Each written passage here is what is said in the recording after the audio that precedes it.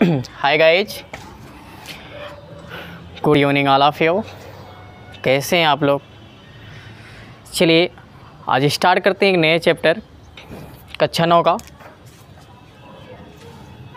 कक्षा 9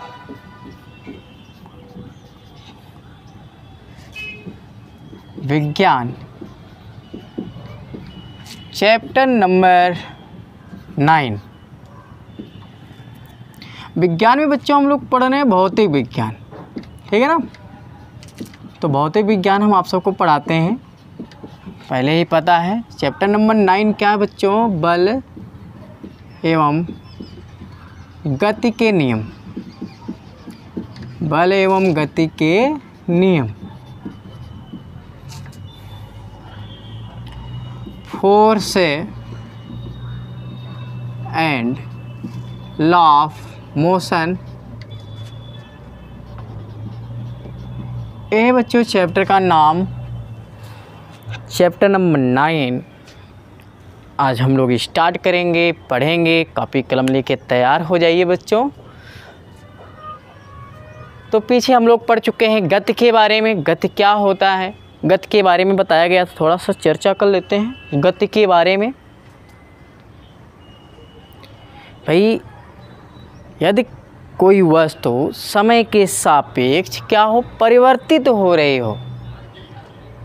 यदि कोई वस्तु समय के सापेक्ष क्या हो रही, परिवर्तित हो रही है, अर्थात उसकी स्थिति में परिवर्तन हो रहा हो समय के सापेक्ष, तो उसे हम क्या कहते थे बच्चों? कि वह वस्तु गतिमान अवस्था में है ना। कोई वस्तु हो समय के सापेक्ष क्या हो, या समय के साथ उसकी स्थिति में परिवर्तन हो रहा हो, तो हम उसे क्या कहते थे बच्चों? कि वह वस्तु कौन सी अवस्था में है? गतिमान अवस्था में है ना। और यदि वस्तु जो है समय के साथ उसकी स्थिति में कोई परिवर्तन नहीं हो रही है, तो उसे हम क्या कहे थे? कि वह वस्तु विरामावस्था में है ना। तो ये चीज़ उसी से संबंधित यहाँ पर है बच्चों। दूसरा चैप्टर उसी से रिलेटिव है, बल एवं गति के नियम। तो ध्यान देना प्यारे बच्चों, थोड़ा सा यहाँ पर बल एवं गति के नियम के बारे में। यहाँ पर तो अगर आपसे पूछे किसी वस्तु की गति की अवधारणा कौन से वैज्ञानिक ने दी है, तो याद रखना बच्चों, गैलीलियो और सर आइजैक न्यूटन। ये दोनों वैज्ञानिकों ने मिलकर गति की अवधारणा की है। गैलीलियो और सर आइजैक न्यूटन ने, ठीक है ना बच्चों। याद रखना, कंपटीशन एग्जाम में पूछा जाता है, काफ़ी इंपॉर्टेंट है, नोट कर लेना कि बल एवं गति के नियम। गति के नियम तो वैज्ञानिक सर आइजैक न्यूटन ने ही दिए थे। गति के समीकरण को ही वैज्ञानिक न्यूटन ने ही दिए थे। याद रखना, गति के नियम, ये जो वैज्ञानिक थे, गति के नियम और गति के समीकरण,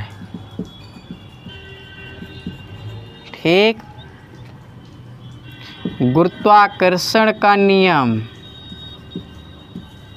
आगे हम लोग पढ़ने वाले हैं। गुरुत्वाकर्षण का नियम, सापेक्षता का सिद्धांत, ऐसे बहुत से टॉपिक हैं बच्चों जो वैज्ञानिक सर आइजैक न्यूटन ने दिए थे, ठीक है ना। गति का नियम, गति का समीकरण, गुरुत्वाकर्षण का नियम, सापेक्षता का सिद्धांत, है ना, प्रकाश वैद्युत प्रभाव का सिद्धांत। तो भैया वैज्ञानिक न्यूटन से चल रहा है विज्ञान। भौतिक विज्ञान की अवधारणा कौन से वैज्ञानिक के श्रेय दिया गया? न्यूटन को ही शुरुआत में ही बताया गया था कि भाई विज्ञान के क्षेत्र में जो भौतिक विज्ञान है, भौतिक विज्ञान के पितामह किसको नाम दिया गया बच्चों? सर आइजैक न्यूटन को ही दिया गया। केमिस्ट्री के लिए किसको दिया गया था?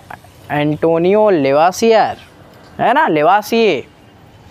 तो ठीक है बच्चों, ये सब बहुत बेसिक चीज़ है, आपको याद रखना है, जानकारी रहना चाहिए। तो बल एवं गति के नियम आज हम लोग स्टार्ट करने जा रहे हैं।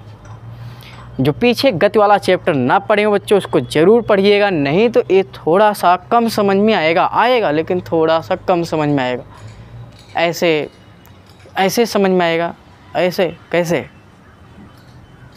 कि जैसे लग रहा है कि हवा है, क्या जैसे लग रहा है हवा है, ऐसे सुनोगे ऐसे निकलेगा, ऐसे सुनोगे ऐसे निकलेगा। तो प्यारे बच्चों, सबसे पहले जो इस लेक्चर को, इस चैप्टर को पहली बार पढ़ रहे हैं, वो सबसे पहले क्या करेंगे, पिछले चैप्टर अर्थात गति वाले चैप्टर का अध्ययन कर लें। चैप्टर नंबर 8, इसके बारे में आप पढ़ लीजिए बच्चों। पूरा विधिवत पढ़ाया गया, हर एक चीज़ पढ़ाया गया है। गति क्या है, विराम क्या है, गति के समीकरण क्या हैं, है ना। इन सब को समझते रहेंगे तब आपको इस चैप्टर में कोई प्रॉब्लम नहीं होगी, मेरी गारंटी है। ठीक है, तो चलिए स्टार्ट किया जाए बच्चों। तो ठीक है, जो आपको इसमें लगे कि कुछ नया चीज़, उसको ज़रूर याद कर लिया करिए। तो वैज्ञानिक गैलीलियो और सर आइजैक न्यूटन ने, दोनों ने मिलकर यहाँ पर गति, किसी भी वस्तु की गति के बारे में अवधारणा किए हैं। तो कैसे कैसे किए बच्चों, गैलीलियो की कहानी तो आप लोग सुन चुके पहले ही चैप्टर में। हम इस चैप्टर में वैज्ञानिक न्यूटन के बारे में पढ़ने जा रहे हैं, है ना। तो सबसे पहले हम लोग पढ़ने वाले हैं बल। तो हेडिंग का नाम डालेंगे बच्चों बल, फोर्स। बल क्या है,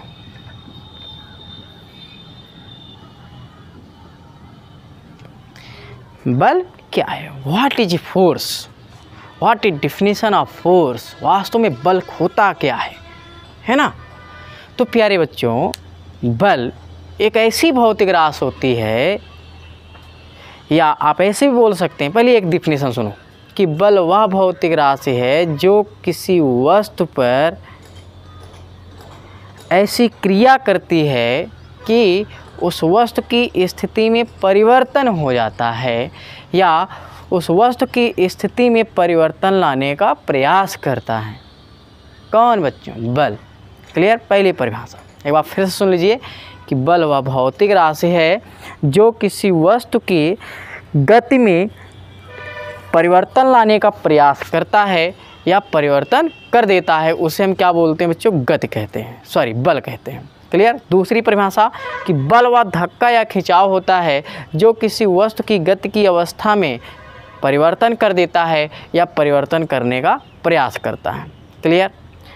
तो बढ़िया समझ में आया, वस्तु की गति में परिवर्तन कर देना और परिवर्तन करने का प्रयास करना। क्लियर। कहने का तात्पर्य एक बच्चों के कोई वस्तु गतिमान अवस्था में है तो उस गतिमान अवस्था को वह विरामावस्था में कर सकती है या विरामावस्था में लाने का प्रयास करती है, या तो अगर कोई वस्तु विरामावस्था में है तो उस वस्तु को गति की अवस्था में लाने का प्रयास करती है या कर देती है। तो इस प्रकार के बाह्य कारक को हम क्या कहते हैं बच्चों, बल कहते हैं। ठीक है, परिभाषा लिखते हैं कि बल वह भौतिक राशि है, बल वह भौतिक राशि है, बल वह भौतिक राशि है, या ऐसा भी लिख सकते हैं कि बल वह धक्का या खिंचाव है, बल वह धक्का या खिंचाव है,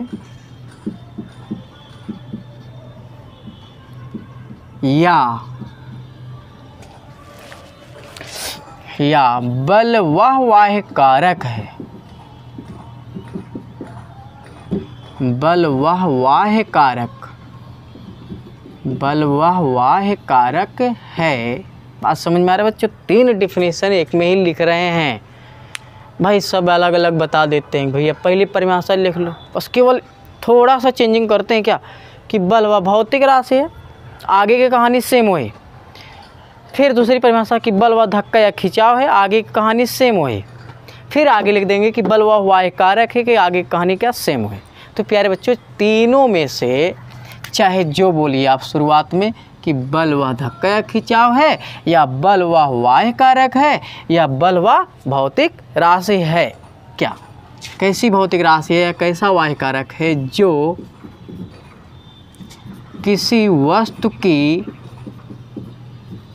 जो किसी वस्तु की स्थिति में, जो किसी वस्तु की स्थिति में परिवर्तन कर देता है, परिवर्तन कर देता है या परिवर्तन करने का प्रयास करता है, या परिवर्तन करने का प्रयास करता है। क्लियर बच्चों? बल परिभाषा समझ में आया? ये चीज़। अब यही परिभाषा अलग अलग आपको अगर बताया जाए तो कैसे लिखते हैं कि भैया बल वह भौतिक राशि है जो किसी वस्तु की स्थिति में परिवर्तन कर देता है, परिवर्तन करने का प्रयास करता है। दूसरी परिभाषा बताएंगे और सर जी लोग कि बल वह धक्का या खिंचाव है जो किसी वस्तु की गति की अवस्था में या जो किसी वस्तु की स्थिति में परिवर्तन करने का प्रयास करता है या परिवर्तन कर देता है। ठीक है, तीसरी परिभाषा बताएंगे भैया। तीसरी परिभाषा लिख लो कि बल वह बाह्य कारक है जो वस्तु की स्थिति में परिवर्तन कर देता है या परिवर्तन करने का प्रयास करता है। यार मतलब तो एक ही निकला ना, कुछ मतलब और निकल रहा है बस। तो ठीक है बच्चों, इन तीनों का मतलब एक ही होता है, बल व धक्का या खिंचाव है, बल व बाह्य कारक है। ठीक है, बस थोड़ा सा अलग नियम हो जाता है यहाँ पर कि धक्का मतलब किसी पर धक्का लगाना, खिंचाव मतलब खींचना, अब बल व भौतिक राशि मतलब फिजिकल क्वांटिटी है कौन भैया? बल। अब बल व बाह्य कारक है मतलब बल क्या है? बाह्य कारक है, बाह्य बल है ऐसा। तो कोई मतलब, तो परिभाषा समझ में आया? परिभाषा याद रखना कि बल वह भौतिक राशि है जो किसी वस्तु की स्थिति में परिवर्तन कर देता है या परिवर्तन करने का प्रयास करता है। ठीक है, या आप ऐसा भी बोल सकते हैं कि बल वह धक्का या खिंचाव है जो किसी वस्तु की स्थिति में परिवर्तन कर देता है या परिवर्तन करने का प्रयास कर देता। अब प्यारे बच्चों यहाँ पर स्थिति का मतलब क्या हुआ, ध्यान देना, थोड़ा सा हम इसको समझाते हैं। स्थिति का मतलब पोजीशन, इंग्लिश में क्या बोलते हैं बच्चे इसको? पोजीशन, पोजीशन स्थिति है ना। स्थिति का मतलब ये हुआ बच्चों कि अगर वह गतिमान में है, गतिमान में है तो गतिमान से किस में कर देगा बच्चों? विरामावस्था में, विराम में। और अगर विराम में है तो उसको किसी में कर देगा बच्चों? गतिमान में। तो ऐसी भौतिक राशि या ऐसा बाह्य कारक या ऐसा धक्का या खिंचाव क्या कहलाएगा? बल कहलाएगा। क्लियर बच्चों? तो कुछ लोग इसी को यहाँ पर डिफाइन कर देते हैं दूसरी परिभाषा के रूप में, थोड़ा सा लंबे में। कैसे? लिख लो दूसरी परिभाषा, अर्थात बल वह धक्का या खिंचाव है, धक्का या खिंचाव है जो गतिमान वस्तु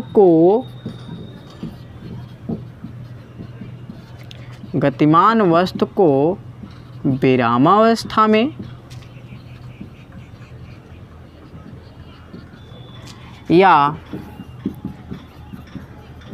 विराम वस्तु को गतिमान अवस्था में कर देता है या करने का प्रयास करता है, करने का प्रयास करता है।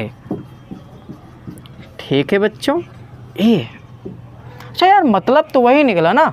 ठीक है बच्चों, मेरा तात्पर्य है बताना, और आप लोग को जो समझ में आए उसको आप लिखिए, उसको समझिए। मैं पूरा डिटेल बताता हूँ बच्चों। ठीक है, जो भी जितना भी हो सकता है, जितना डिटेल में आप समझना चाहेंगे हमारे लेक्चर में उतना डिटेल आपको मिलेगा। बहुत डीपली में जाएंगे, एकदम जीरो से लेकर हीरो तक पहुँचेंगे।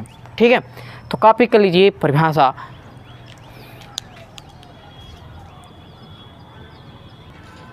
तो ठीक है बच्चों, कॉपी कर लिए तो समझ में आई बात। तो परिभाषा एक बार फिर से समझा दे रहे हैं कि बल वह भौतिक राशि है, बल वह धक्का या खिंचाव है जो किसी वस्तु की स्थिति में परिवर्तन कर देता है या परिवर्तन करने का प्रयास करता है, बल कहलाता है। या दूसरी परिभाषा बताया गया कि बल वह धक्का या खिंचाव है जो गतिमान वस्तु को विरामावस्था में या विराम वस्तु को गतिमान अवस्था में कर देता है या करने का प्रयास करता है, क्या कहलाता है बच्चों? बल। क्लियर बच्चों? आगे चलते हैं। ठीक, तो बल जो है भौतिकी राशि। अब भौतिकी राशि में पार्ट दो होते हैं, एक सदिश होता है और एक अदिश होता है। तो बच्चों इस सदिश और अदिश में कौन होता है, इसको लिख लेते हैं बच्चों कि बल एक सदिश राशि है। क्या बच्चों? बल एक सदिश राशि है, याद रखना बच्चों, बल एक सदिश राशि है। ठीक है, इसका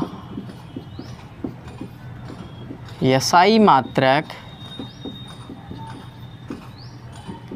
न्यूटन तथा सीजीएस मात्रक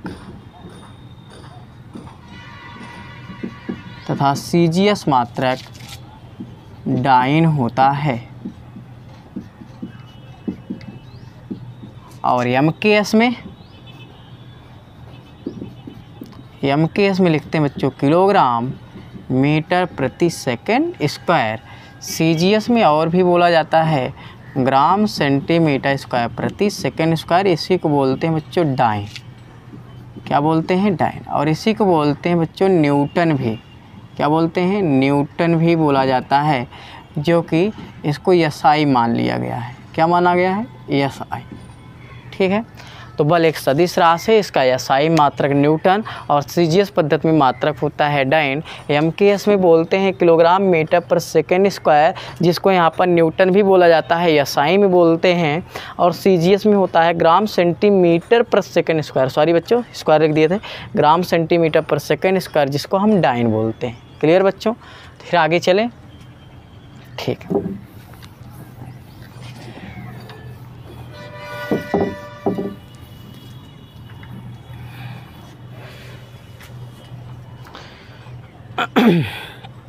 अब यहाँ पर चर्चा होती है कि बल भैया सदिश राशि क्यों होता है। सदिश राशि का मतलब होता है बच्चों कि जिसमें दिशा और परिमाण दोनों होते हैं, दिशा और परिमाण दोनों होते हैं, उसे हम बोलते हैं क्या बच्चों? सदिश राशि। तो बल में दिशा और परिमाण दोनों होते हैं, एक ऐसे यहाँ पर हम कन्फर्म करेंगे। तो ठीक है बच्चों, ध्यान दीजिएगा, हम किसी भी वस्तु पर अगर हम बल लगा रहे हैं, जैसे इस बोर्ड पर ऐसे बल लगा रहे हैं, तो भैया किसी न किसी दिशा में बल लगा रहे हैं। डायरेक्शन तो मौजूद हो गया, किसी न किसी दिशा में लगाएंगे, है ना भाई। अगर हम किसी भी वस्तु को अगर गतिमान है उसको रोक रहे हैं, तो जैसे मान लेते हैं ऐसे कि साइकिल चल रही बच्चों, आप पीछे से पकड़ के खींच रहे हैं, तो पीछे से पकड़ के खींचने का मतलब आप अपनी दिशा में बल लगा रहे हैं, है ना, ताकत लगा रहे हैं, फोर्स, है ना। तो दिशा हो गया क्लियर। अब कितना ताकत लगा रहे हैं, कितने परिमाण का ताकत लगा रहे हैं, उससे हम क्या बोलेंगे बच्चों? यहाँ पर मैग्नेटिक। तो परिमाण तो ऑलरेडी होता ही है, दिशा की बात हुआ तो दिशा जरूर होता है, चाहे गतिमान वस्तु को विरामावस्था में लाओ, चाहे विरामावस्था को गतिमान अवस्था में। क्लियर बच्चों? तो ये चीज़। अब हेडिंग का नाम लिखते हैं बच्चों बल के प्रकार। बल के प्रकार, type of force, type of force.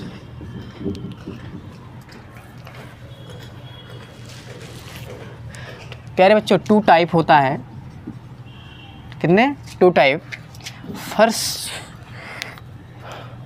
तो टू टाइप में पहला है संतुलित बल। संतुलित बल, बैलेंस्ड फोर्स।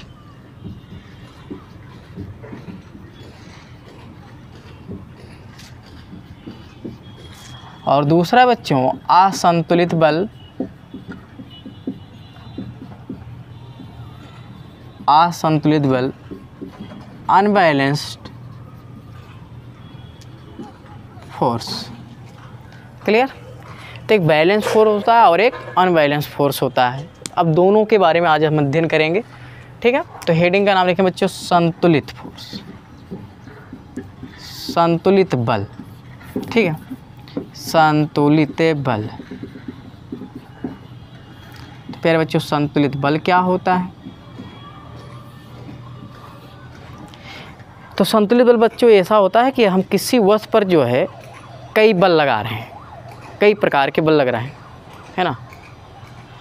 अगर सभी बलों का परिणामी बल क्या हो जाए, शून्य हो जाए, सभी बलों का परिणामी बल शून्य हो जाए तो उसे हम बोलते हैं बच्चों संतुलित बल। मतलब संतुलित बल का तात्पर्य ये है कि अगर हम किसी वस्तु पर कई बल लगा रहे हैं तो उस वस्तु की स्थिति में कोई परिवर्तन नहीं होना है, उस वस्तु की स्थिति में कोई परिवर्तन नहीं होना है, ये बात ध्यान देना, ठीक है ना। संतुलित बल में परिणामी बल शून्य होता है, रिजल्टेंट इज जीरो। अगर रिजल्टेंट जीरो हो गया तो इसका मतलब no effect in position and velocity and direction. मतलब कोई परिवर्तन नहीं होना है अगर संतुलित बल लगा रहे हैं किसी वस्तु पर, ना तो वस्तु की स्थिति में परिवर्तन होगा और ना तो उसकी दिशा में परिवर्तन होगा और ना ही उसके वेग में परिवर्तन होना है। तो ऐसे बल को हम क्या बोलेंगे बच्चों, संतुलित बल। तो परिभाषा लिखते हैं, यदि किसी वस्तु पर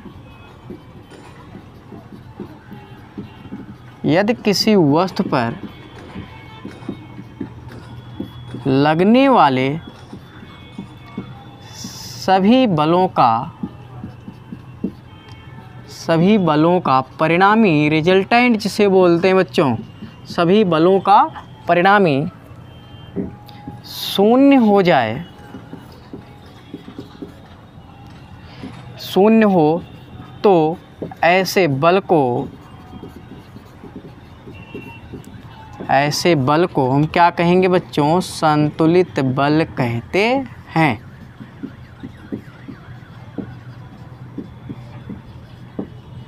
क्लियर बच्चों। यदि किसी वस्तु पर लगने वाले सभी बलों का परिणामी क्या हो, शून्य हो, तो ऐसे बल को संतुलित बल बोलेंगे। अब नोट में याद रखना है आपको, अगर संतुलित बल लग रहा है तो संतुलित बल लगने से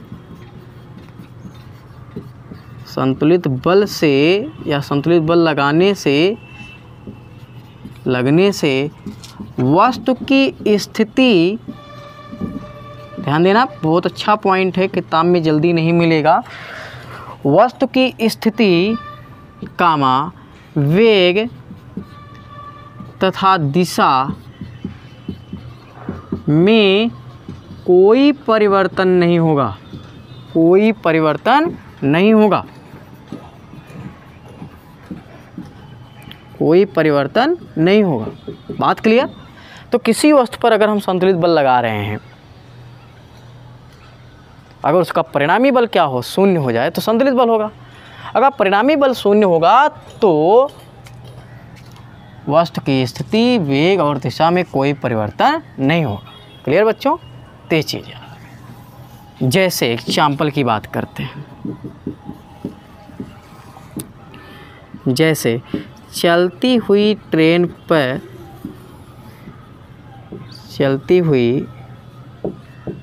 ट्रेन को खींचने पर, बताओ भैया,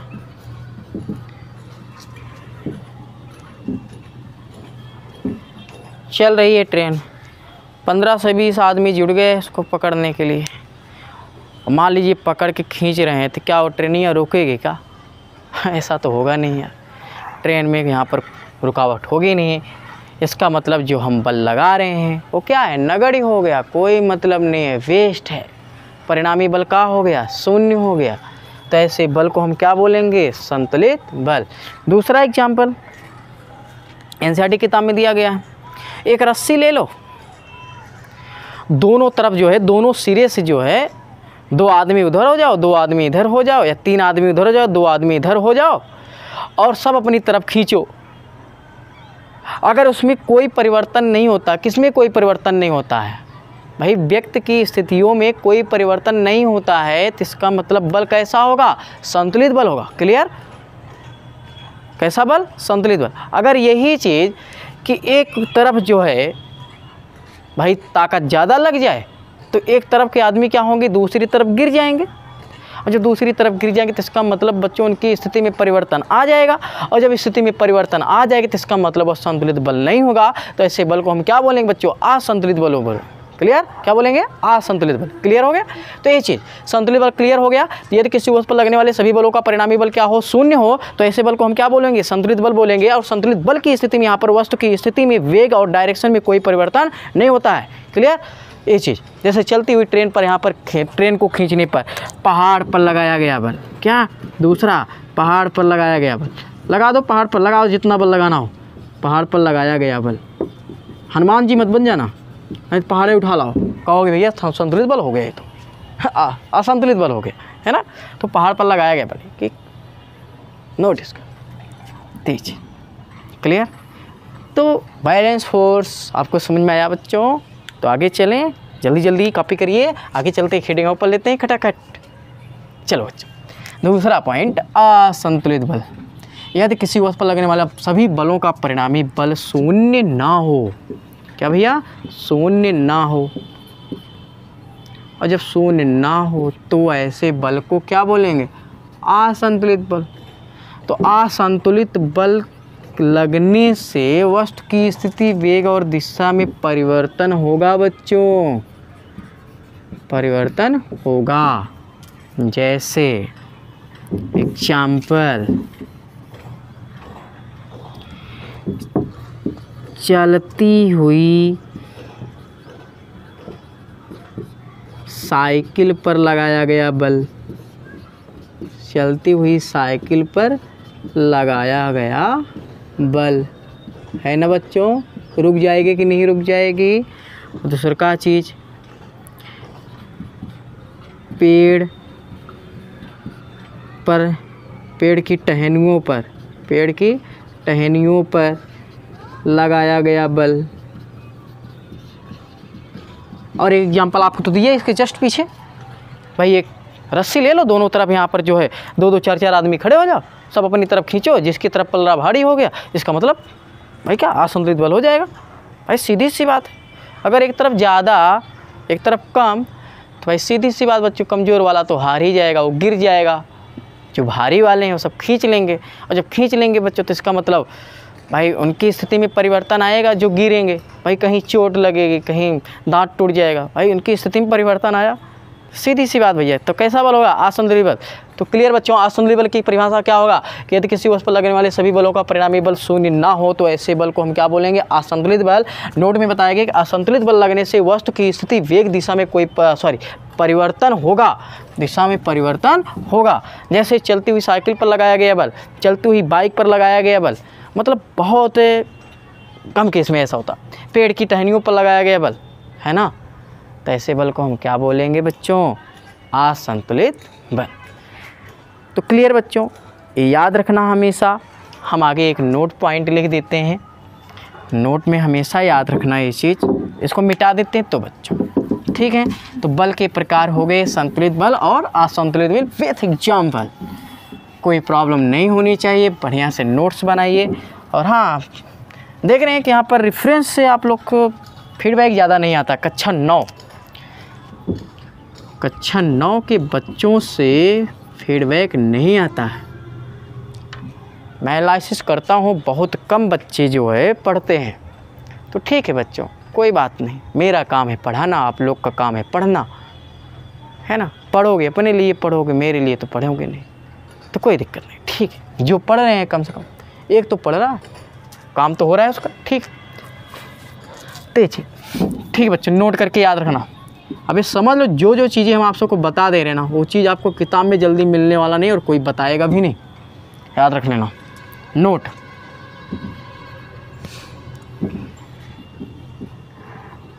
बल से संबंधित है, ध्यान देना।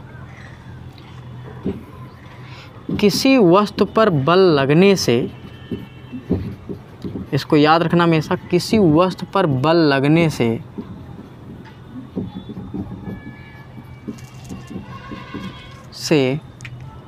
वस्तु की स्थिति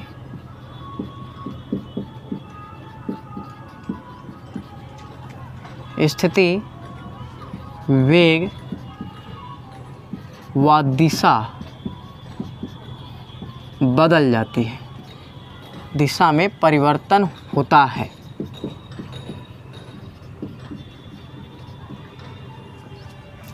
किसी वस्तु पर बल लगने से वस्तु की स्थिति, वेग व दिशा में परिवर्तन होता है, याद रखना बच्चों। क्लियर बच्चों? ठीक है, अब आगे हम लोग कल पढ़ेंगे नेक्स्ट लेक्चर में। ठीक है, गति के नियम नेक्स्ट टॉपिक हम लोग को कल रहे क्या बच्चों? गति का नियम काफ़ी इम्पोर्टेंट टॉपिक है, तो आप इसको कॉपी कर लीजिए। आगे हम लोग कल पढ़ते हैं। धन्यवाद।